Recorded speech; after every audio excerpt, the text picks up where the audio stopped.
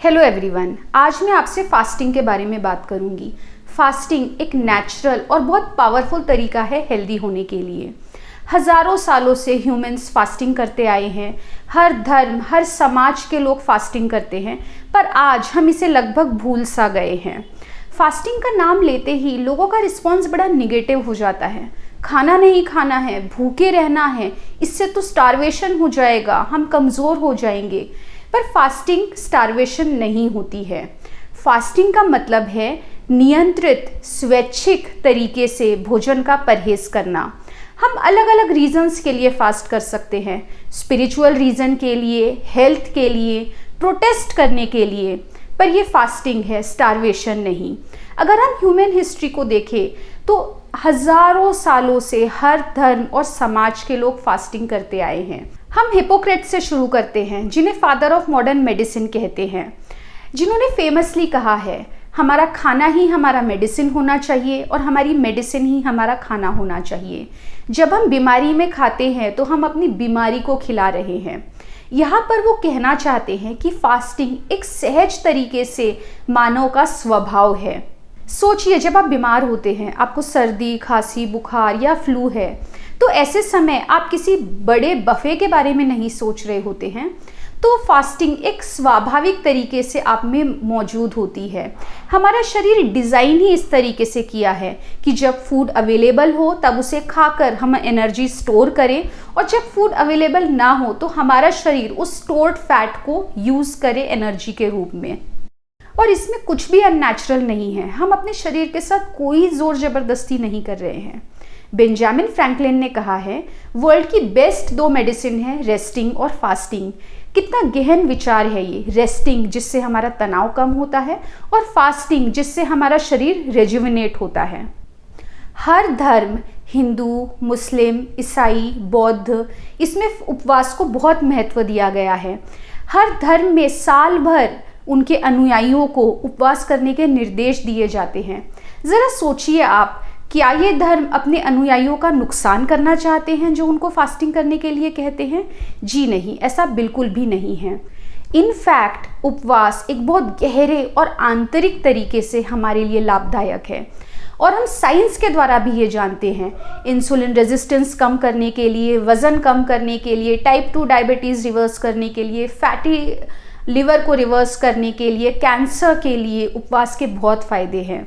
और कुछ नहीं तो सिर्फ मेंटल क्लैरिटी और अच्छा फील करने के लिए हमने उपवास करना चाहिए। आप में से बहुत लोगों को लगता है कि क्या हम उपवास कर सकते हैं? पर ज़रा सोचिए, ये सब धर्म के लोग हर साल इतने लाखों अनुयायी उपवास करते हैं। जब वो कर सकते हैं तो आप भी कर सकते हैं।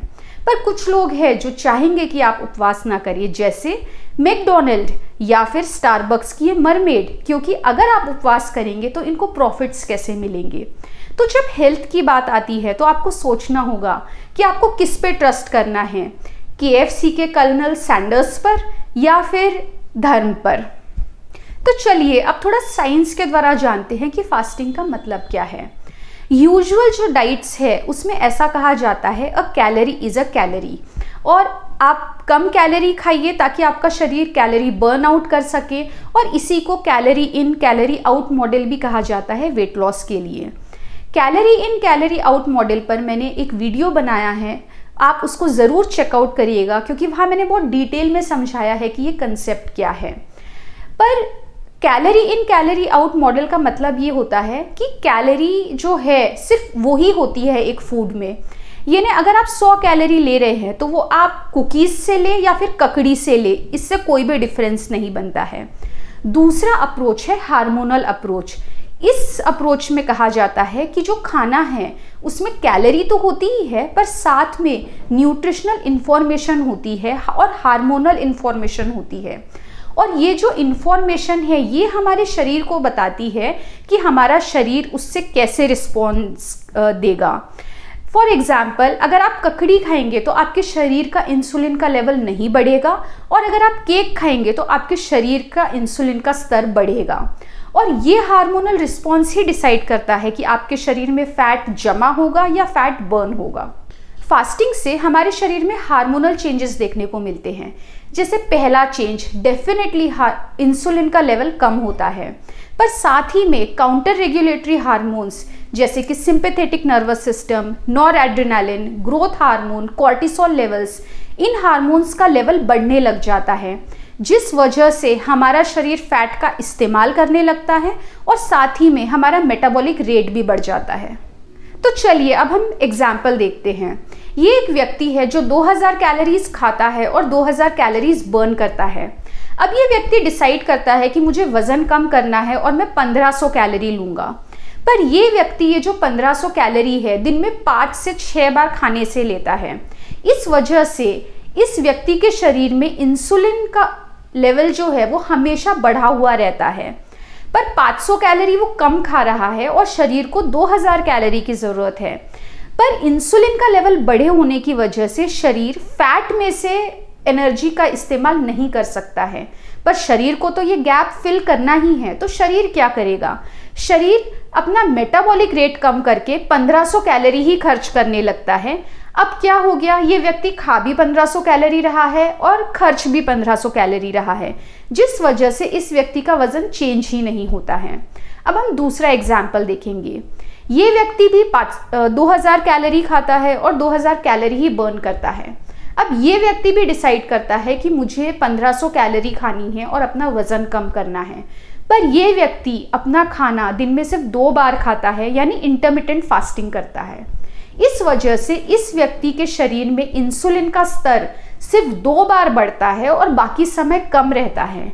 जब इंसुलिन का स्तर कम हो जाता है तो शरीर फैट में से 500 कैलोरी का इस्तेमाल करता है, जिस वजह से ये व्यक्ति का मेटाबॉलिक रेट भी अच्छा रहता है और वो वजन भी कम कर सकता है। तो ये क्वेश्चन डेफिनेटली आता है कि अगर हम कम कैलोरीज ले और हमारे शरीर का इंसुलिन लेवल बढ़ा रहे तो क्या हमारा वजन कम होगा? और 1993 में एक रिसर्च हुई जिसमें टाइप 2 डायबिटीज़ के पेशेंट्स को लिया गया और पहले महीने से 6 महीने तक उनका इंसुलिन का डोज 0 से 100 यूनिट पर डे तक बढ़ाया गया, पर साथ ही में उनके खाने की कैलोरीज कम की गई। 6 महीने के बाद क्या रिजल्ट आया? अप्रॉक्सीमेटली सब व्यक्तियों का वजन 9 किलोग्राम बढ़ा। यानी इससे साबित होता है कि अगर शरीर में इंसुलिन का लेवल ज़्यादा है और हम कम कैलोरीज भी ले तो भी हमारे शरीर का वजन बढ़ेगा ही। फास्टिंग को लेके कुछ कॉमन क्वेश्चंस और क्वेरीज होती है जिन्हें अब मैं एड्रेस करूंगी। सबसे पहला है कि फास्टिंग करने से मैं ज़्यादा खाना खाऊंगी। तो ये एक बहुत कॉमन क्वेश्चन है। लोगों को लगता है कि अगर मैंने कुछ घंटे नहीं खाया तो उसके बाद में ज़रूरत से ज़्यादा खाकर उसका कोई फ़ायदा नहीं होगा। तो 2000 में एक रिसर्च हुई जिसमें ये देखा गया कि जिन लोगों ने फास्टिंग की क्या उन्होंने ज़्यादा खाना खाया? तो जी नहीं। रिजल्ट आया कि इन लोगों ने एवरेजली 500 कैलोरी कम ही खाना खाया। यानी जब आप फास्टिंग करते हैं तो बिना सोचे, बिना डिसाइड किए आप 500 कैलोरी ऑन एन एवरेज कम ही खाते हैं। तो नेक्स्ट क्वेरी है कि फास्टिंग में भूख ज़्यादा लगती है और भूख लगने के लिए हमारे शरीर में ग्रेलिन नाम का हार्मोन रिस्पॉन्सिबल होता है। ग्रेलिन हार्मोन के ऊपर मैंने इससे पहले एक वीडियो बनाया है जिसके लिंक मैं नीचे डिस्क्रिप्शन बॉक्स में दूंगी, आप उसे ज़रूर चेकआउट करिएगा।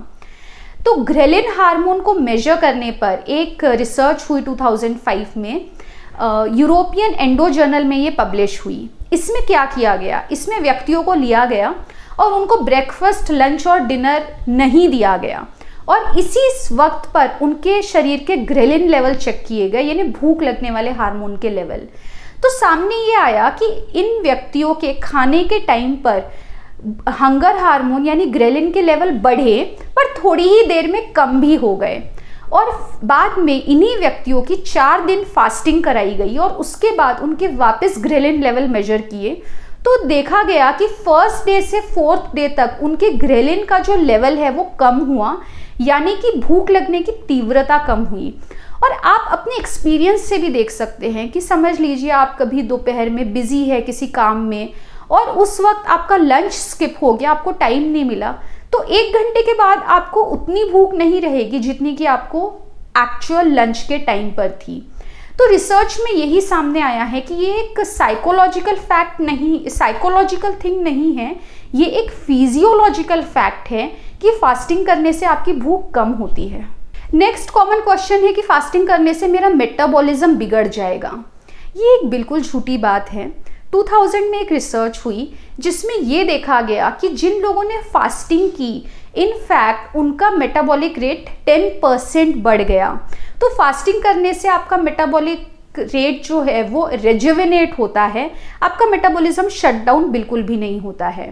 2002 में एक और स्टडी हुई ह्यूमन फैट में, जिसमें कि लोगों को 72 आवर्स फास्ट करवाने के बाद उनका फैट को एग्जामिन किया गया और उसमें सामने ये आया कि उनके शरीर में nor adrenaline hormone pump up हो गया, जिसकी वजह से उनका मेटाबॉलिज्म बढ़ गया।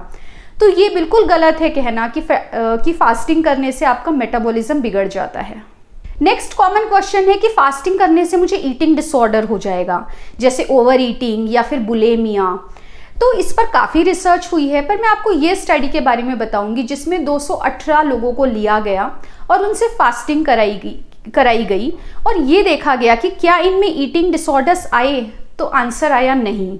इसके बाद एक और स्टडी की गई जिसमें ऐसे व्यक्तियों को लिया गया जिनको ऑलरेडी ईटिंग डिसऑर्डर्स थे और उनको फास्टिंग कराई गई, ये देखने के लिए कि क्या फास्टिंग करने से ये ईटिंग डिसऑर्डर्स की तीव्रता बढ़ती है। पर जी नहीं, ऐसा भी सामने नहीं आया। तो फास्टिंग करने से कोई भी ईटिंग डिसऑर्डर नहीं होता है। नेक्स्ट क्वेश्चन एक बहुत कॉमन क्वेश्चन है कि फास्टिंग करने से मेरी मसल बर्न हो जाएगी। ये कुछ ऐसा है कि गर्मियों में आप सूखी लकड़ियाँ जमा करें और सर्दियों में आप वो सूखी लकड़ियाँ ना जलाएं, पर आप अपने फर्नीचर को तोड़कर जलाने लगे।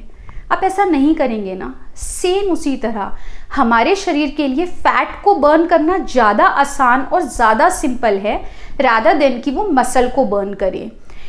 तो मैं आपको इस पर की गई एक रिसर्च बताऊंगी जिसमें लोगों को फास्ट कराया गया, अल्टरनेट डे फास्टिंग कराई गई, यानी एक दिन वो खा रहे थे, एक दिन नहीं खा रहे थे, और ऐसा 70 डेज तक उनसे कराया गया। 70 डेज के बाद उनका मसल मास चेक किया गया और फैट भी चेक किया गया और सामने ये आया कि उनके मसल मास को कुछ भी फर्क नहीं पड़ा था और उनका सिर्फ फैट जो है वो कम हुआ था।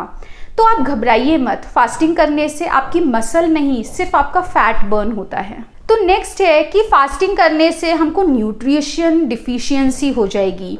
ये मुझे एक बड़ा वेग और नॉन साइंटिफिक क्वेश्चन लगता है, क्योंकि कम कैलोरी की डाइट करने पर भी आप ये क्वेश्चन कर सकते हैं।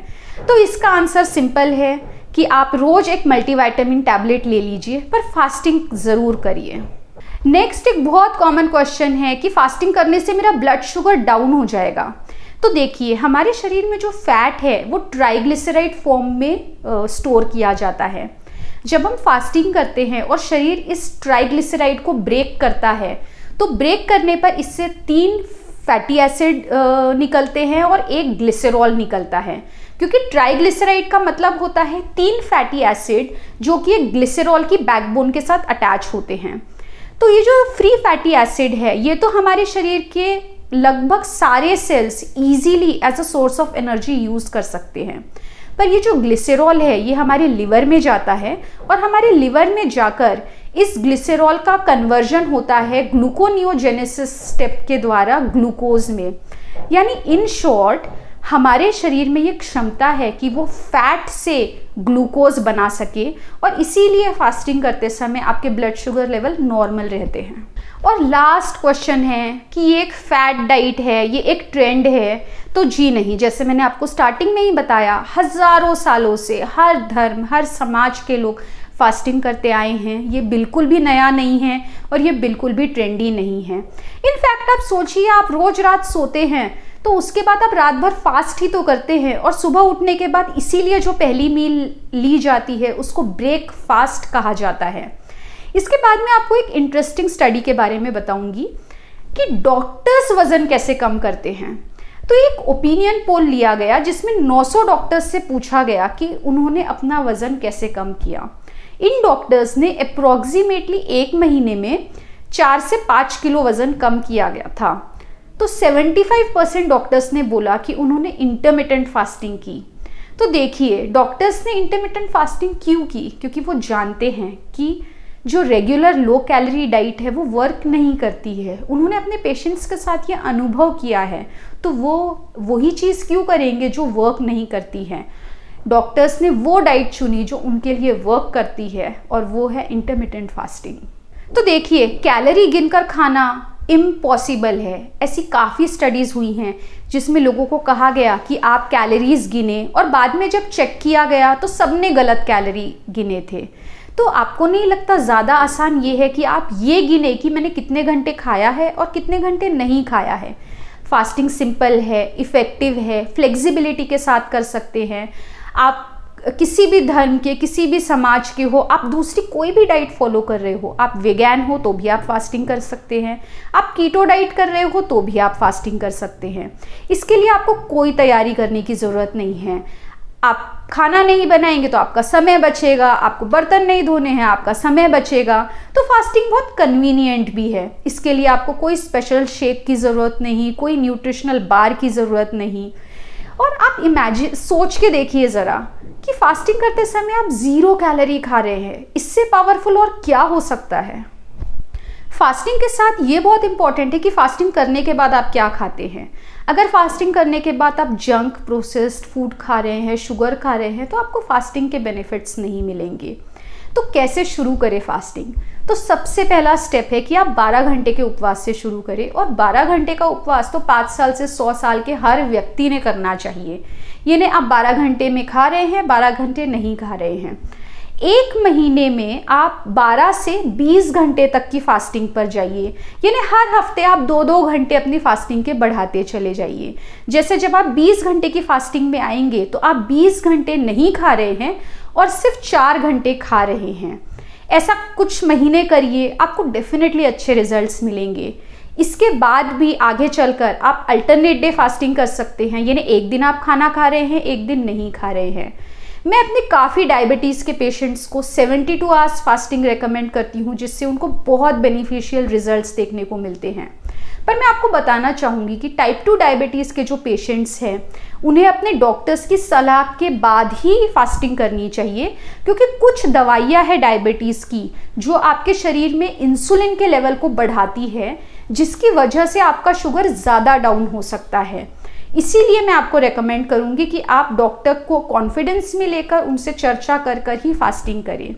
देखिए, फास्टिंग ऐसा है जो बिना अनुभव के आप समझ ही नहीं पाएंगे कि उसके बेनिफिट्स क्या है।